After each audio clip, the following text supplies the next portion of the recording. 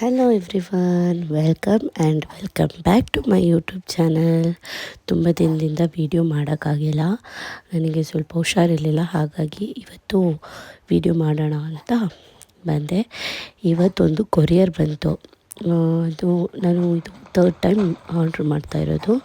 So ನನಗೆ ಯಾಕೋ ಇದು ಬೆಸ್ಟ್ ಅಂತ ಅನ್ನಿಸ್ತು. ಸೊ ರಿವ್ಯೂ ಕೊಡೋಣ ಅಂತ ವೀಡಿಯೋ ಮಾಡ್ತಾಯಿದ್ದೀನಿ. ಇದು ಮಕ್ಕಳಿರೋ ಮನೆಗೆ ನಿಜವಾಗ್ಲೂ ಯೂಸ್ ಆಗುತ್ತೆ. ಅದೇ ಡೈಪರ್. ನನ್ನಂಥ ಅಮ್ಮಂದಿರಿಗೆ ಈ ಡೈಪರ್ ಯಾವ್ದು ಪರ್ಚೇಸ್ ಮಾಡೋಬೇಕು ಅನ್ನೋದೇ ಒಂದು ದೊಡ್ಡ ತಲೆನೋವಾಗಿರುತ್ತೆ. ಯಾಕಂದರೆ ಚೆನ್ನಾಗಿರಲ್ಲ. ನಾನು ನನ್ನ ಮಗಂಗೀಗ 5th ಮಂತ್ ಆಗಿ 6 ಮಂತ್ ನಡೀತಿರೋದು. ಬಟ್ ನಾನು ತುಂಬ ಥರದ್ದೆಲ್ಲ ಟ್ರೈ ಮಾಡಿ ನೋಡಿದೆ. ನನಗೆ ಯಾವುದು ಅಷ್ಟು ಓಕೆ ಅನಿಸಿಲ್ಲ. ಯಾವುದಾದ್ರೂ ಲೀಕೇಜ್ ಇರುತ್ತೆ, ಇಲ್ಲಾಂದರೆ ಅವನಿಗೆ ರ್ಯಾಷಸ್ ಟೈಪ್ ಆಗುತ್ತೆ, ಇಲ್ಲ ಏನಾದ್ರು ಒಂದು ಇದಿರುತ್ತೆ. ಬಟ್ ಇದು ನಾನು 3ನೇ ಸಲ ಆರ್ಡ್ರ್ ಮಾಡ್ತಿರೋದು. ಸಖತ್ತಾಗಿದೆ ಮತ್ತು ಪ್ರೈಸ್ ಅಂತೂ ಕಡಿಮೆ, ಅಂದರೆ ಚೀಪ್ ಆ್ಯಂಡ್ ಬೆಸ್ಟಿಗೆ ನನಗೆ ಸಿಕ್ಕಿದೆ. ಇದೇ ಬಮ್ ಟಮ್, ನೀವು ನೋಡ್ತಾ ಇದ್ದೀರಲ್ಲ ವೀಡಿಯೋದಲ್ಲಿ, ಬಮ್ ಟಮ್ ಅಂತ.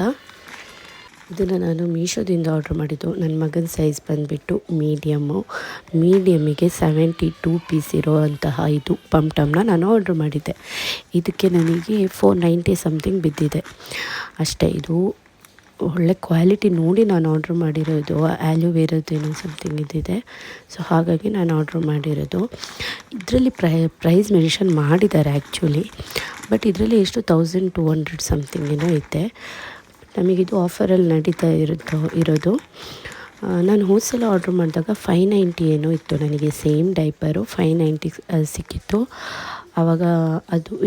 ಈಗ ನಾನು ಆರ್ಡ್ರ್ ಮಾಡಿದ್ದೀನಲ್ಲ, ಇದಿಲ್ಲ ಅಂತ ಬರ್ತಾಯಿತ್ತು. ಸೊ ಈಗ ನನಗದು ಮತ್ತೆ ನಾನು ಆರ್ಡ್ರ್ ಮಾಡಿದೆ, ನನಗೆ ಸಿಕ್ಕಿದೆ. ಬೆಸ್ಟ್ ಅಂದರೆ ಬೆಸ್ಟು ಕಿಡ್ಸಿಗೆ.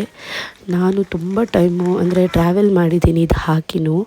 ನನಗೆ 2-3 ಅವರ್ಸಿಗೆ ಚೇಂಜ್ ಮಾಡೋಕ್ಕಾಗಿಲ್ಲ. ಒಂದೊಂದು ದಿನ ಡಿಲೇ ಆಗಿದೆ.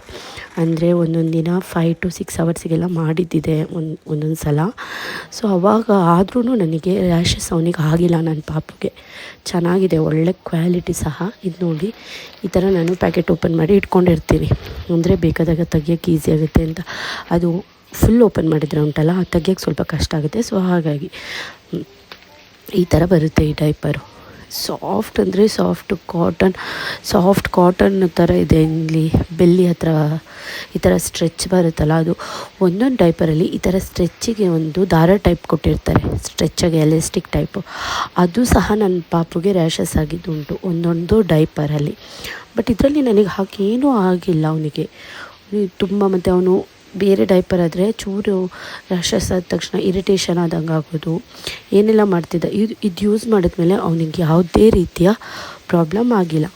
ನಿಮಗೂ ಬೇಕಂದರೆ ಪರ್ಚೇಸ್ ಮಾಡ್ಕೊಳ್ಳಿ ಮೀಶೋದಲ್ಲಿ.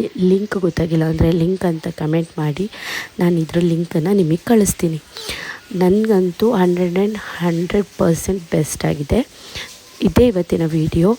ಇನ್ನೂ ನೆಕ್ಸ್ಟ್ ವೀಡಿಯೋಸ್ಗಾಗಿ ಮುಂದಿನ ವೀಡಿಯೋದಲ್ಲಿ ಸಿಗೋಣ. Thank you.